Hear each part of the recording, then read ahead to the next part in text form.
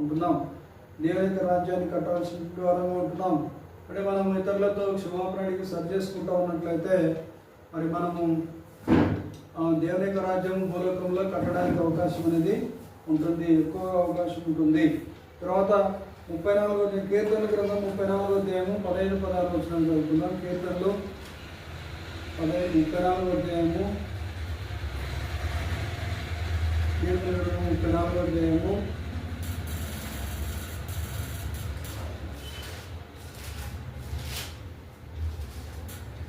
15-16 వచనాలు.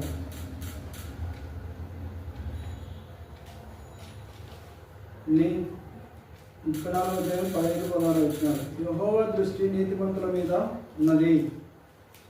యెహోవా దృష్టి నీతిమంతుల మీద ఉన్నది.